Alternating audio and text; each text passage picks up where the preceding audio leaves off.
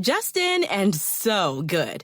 Thousands of spring deals at your Nordstrom Rack store. Save big today on new arrivals from Kate Spade New York, Nike, Sam Edelman, Free People, and Madewell, starting at only $30. Great brands and great prices on dresses, denim, sandals, designer bags, and more. So rack your look and get first dibs on spring styles you want now from just $30 at your Nordstrom Rack store.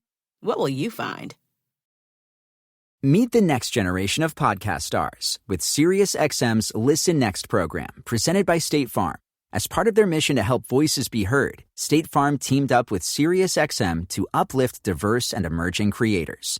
Tune in to Stars and Stars with Issa, as host Issa Nakazawa dives into birth charts of her celeb guests. This is just the start of a new wave of podcasting. Visit statefarm.com to find out how we can help prepare for your future. Like a good neighbor, State Farm is there. My next guest has just released his second album under Rhymesayers called Pookie Baby, a 15-track album that really showcases his ability as an MC and a singer. He's Prof, and I want to welcome him to the library with Tim Einenkel. Welcome. What's up, man? Thanks for having me. I kill him. It's me. I kill him. Go ahead of me, what you gonna do? Got him jealous of me cause I got juice. Hands in the air like I'm gonna shoot. AK-47 to the... Why can't we be who we are? Cheerio, we get down, you do the cool. Yeah. Keep in touch. So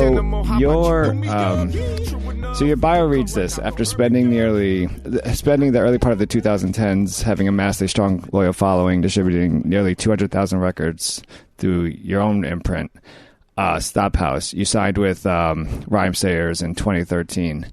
What is? I hear that, I see that, I read that number 200,000 as someone independently doing that, and I imagine that's a huge number. But for you, what did you want to get out of signing with a label? I mean, Rhymesayers in particular. I don't know. Fame, fortune, money, girls, jets, hot tubs. I don't. I guess just expand. I mean, in general, have more people hear my shit, and just to see what a more quote professional, what another label would be, and just to understand the business a little bit better. Was any ever worry that they would? I mean, that creativity would be kind of looked more harshly at, or even like it would limit your creativity, or was that never a worry for you?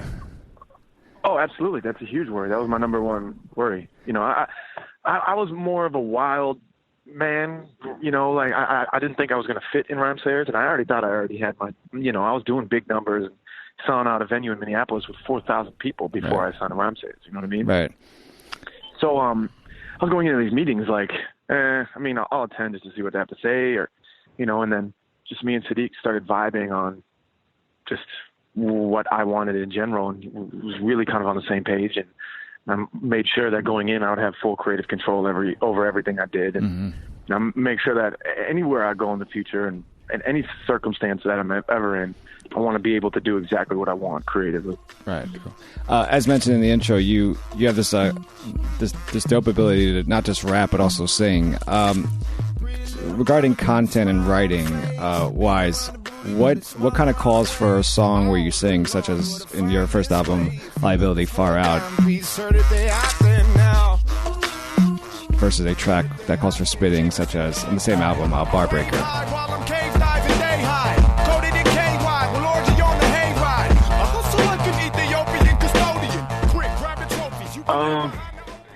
Yeah, I guess it's just a feeling, you know what I mean? I think there isn't a real science to it, but I'm sure if people listen to each instrumental, they'd be able to understand why I rapped on one and why I sang on the other, you know what I mean? Far Out is just, I don't know, sometimes it just calls for singing. It's more mellow groove, and Bar Breaker, man, I wouldn't even know how to sing over that. It's so aggressive and ferocious. Right. It calls for rap. Has there ever been a time in your career where you went in writing something for a song to sing, but then it turned out to be something you should spit? No. I usually just make the decision like, okay, I'm singing on this one or I'm rapping on this one, and it usually stays that way. I don't think I've ever changed it halfway through. I sing a lot of choruses, rap a lot of verses. Right. That's very common. I got a million songs like that. But as far as total sing songs, I usually stay there. Mm-hmm. Let's move to the latest album, Pookie Baby. You rhyme in this album, of course, as well. But I feel maybe I heard it wrong, but I feel compared to Liability, in this album, you're singing a little bit more. Did you feel that going in, or do you feel it with this album? Did you want to showcase kind of your singing talents more on this album? Yeah, I mean, I would like to come up with a creative, genius way to say why I'm evolving into singing or whatever. But honestly, I'm just starting to like it a little bit more, and I'm getting better at it. And my voice is evolving, and that's about it, really. And I think I'm probably singing more on Pookie Baby than on Liability. Right. The first two tracks of the album are Pookie Baby, the title track, and then the second track is Andre the Giant. And I was curious, after watching the video to Andre the Giant, I was curious how they kind of both relate to each other, just because the way that the Andre the Giant video starts out with the end of Pookie Baby, and then it has you waking up to kind of like you maybe shook a little bit or not, or maybe a bad dream. I wasn't sure. What do you what are you telling the listener the relationship between Andre the Giant is to Pookie Baby? I just tied them in. It was a way to, how I wake up, like, kind of in the beginning of Andre, as it being some sort of a dream or something like that. And also it's basically a teaser. So when they hear Andre, they're like, what the fuck was that first song? And, that's the actual title track of the record. So, and it just increases overall cohesiveness and makes people, more, trying to wonder what's going on. Somehow get in there and navigate through the record. Is there does Andre the Giant, is there some sort of significance to call it Andre the Giant for you? No, man, not really. It was just the chorus. I was like, all right, I finished the song. I'm like, what should this song be called? They said, I'm getting bigger, huh? I'm like, well, what's a cool, what's an example of that? Andre the Giant sure fucking got bigger. So, that's just about it. A lot of people were like, oh, he's just trying to jump on his wave on the HBO shit. And I got some flack from some Andre the Giant fans. Oh, really? Super stupid. Yeah, and I'm like, I finished this song like a year and a half ago, really. So, I don't know. On the track Light Work, for me, it's kind of a great example of your lyrical game and your flow, because it's straight fire and straight spitting. I was curious, do you have a favorite verse on that track?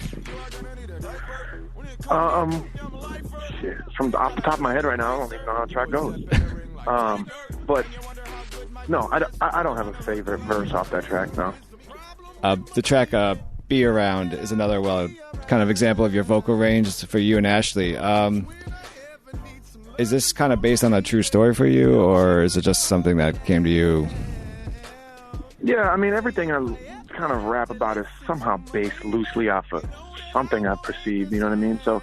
But this one is when you're just in a good relationship, and even if it's basically like it's a relationship when even if you fight, that you're going to be fine the next day. Right, you know what I'm saying? Yeah. Where you just feel stable.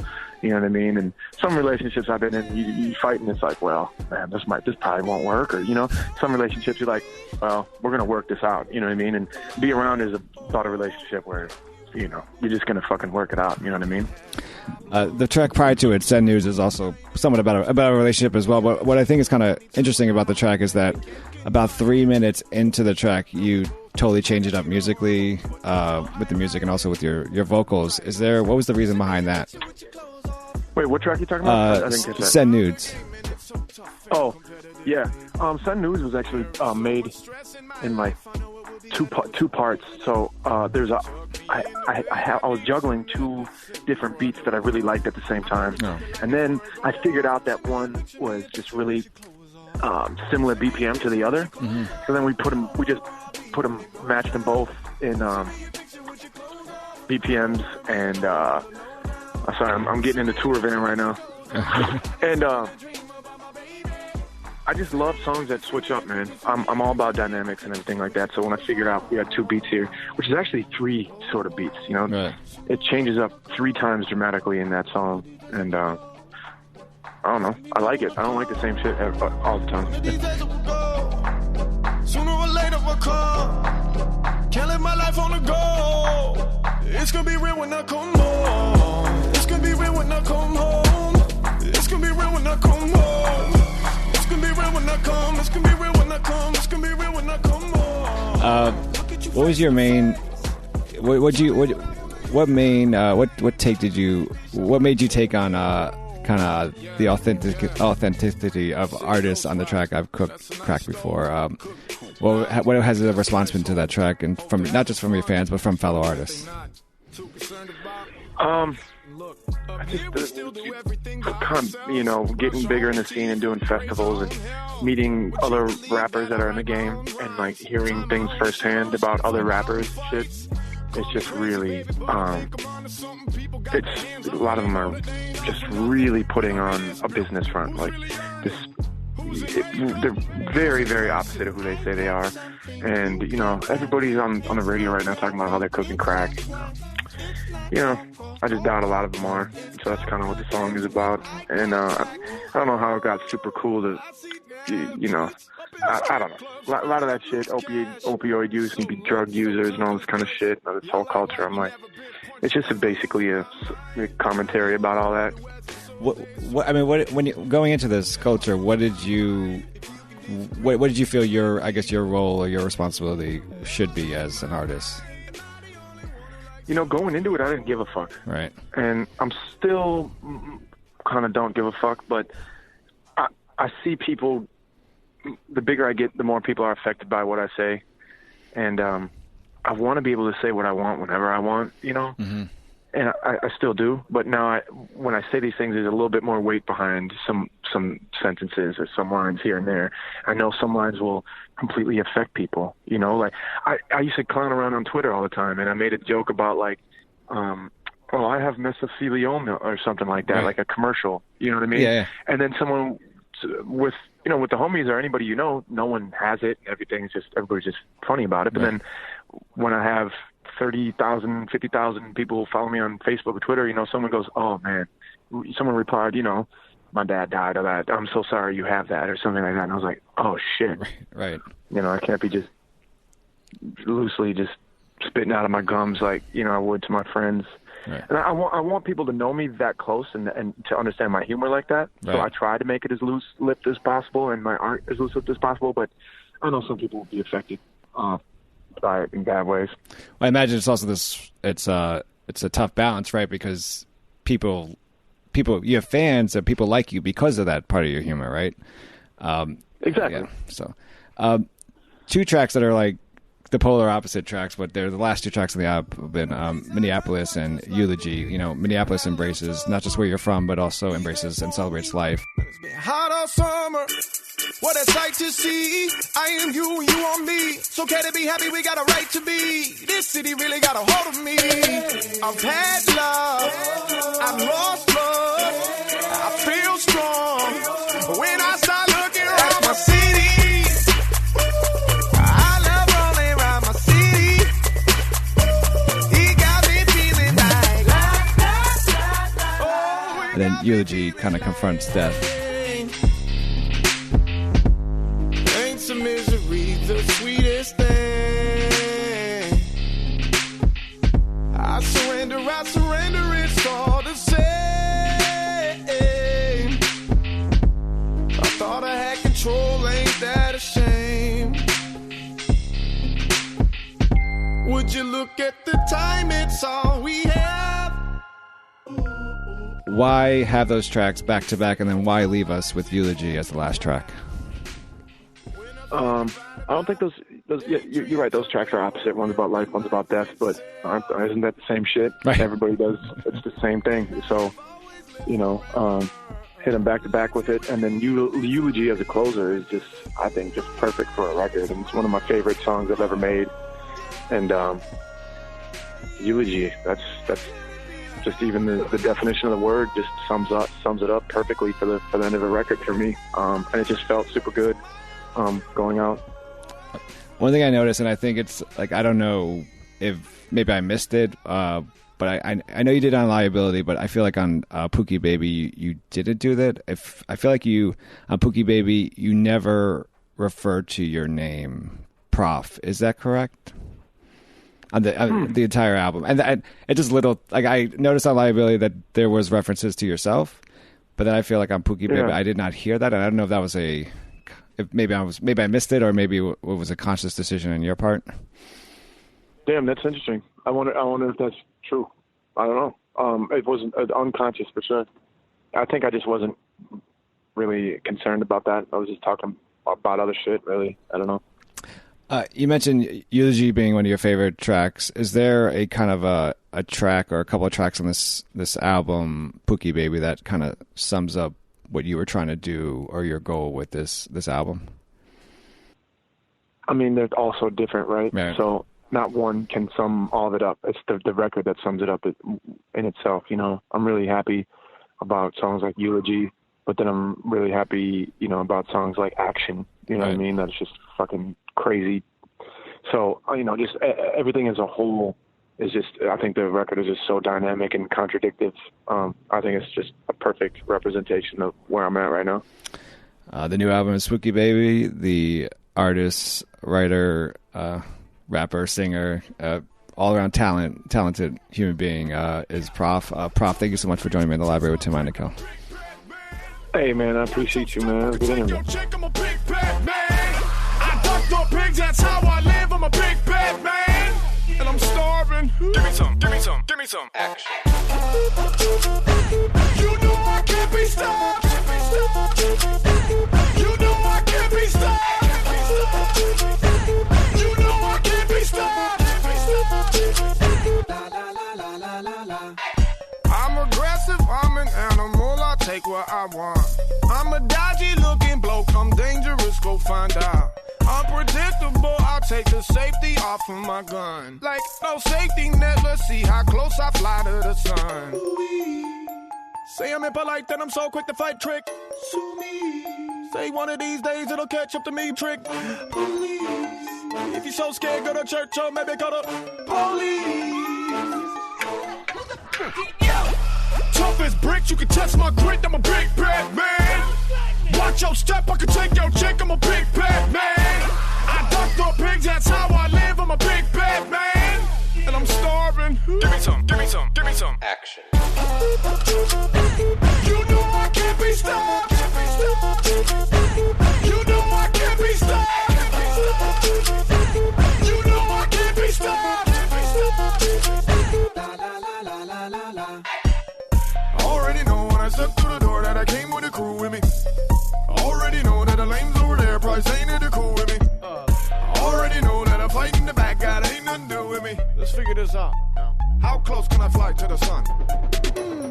Got up out of bed and started thinking to myself, I'm about to grab an alligator, gonna kill the little bugger, make a jacket out the leather, then I'll meet up with your mother, then I'll love her like in jail. Love her like a jail of a Chippendale, pale ale, sip it now, grip it down, Riverdale. Unstoppable object, announcing a bomb threat, broadcasting live from the projects. Tough as bricks, you can test my grit, I'm a big bad man.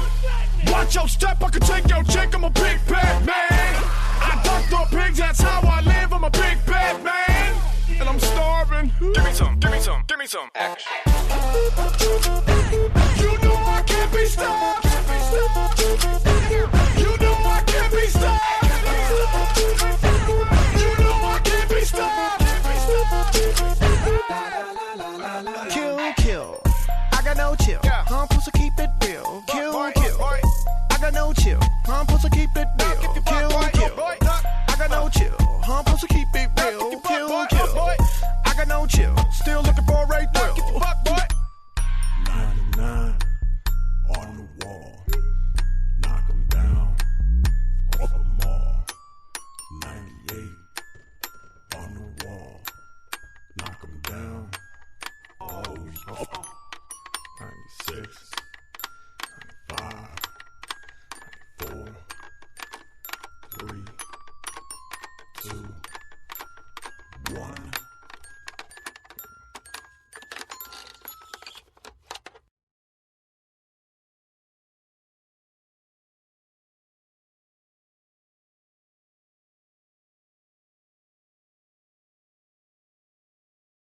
Price drop? Time to shop. Get to a Nordstrom Rack store today for first dibs on new markdowns. Now score even more, up to 70% off brands everyone loves at Nordstrom Rack. Denim, dresses, sneakers, tops, and more. Plus, get genius deals on jackets, sweaters, and boots for the whole family. Shop your Nordstrom Rack store today and save up to 70% with new markdowns. But hurry, deals this great won't last. Meet the next generation of podcast stars with SiriusXM's Listen Next program, presented by State Farm. As part of their mission to help voices be heard, State Farm teamed up with SiriusXM to uplift diverse and emerging creators. Tune in to Stars and Stars with Issa, as host Issa Nakazawa dives into birth charts of her celeb guests. This is just the start of a new wave of podcasting. Visit statefarm.com to find out how we can help prepare for your future. Like a good neighbor, State Farm is there.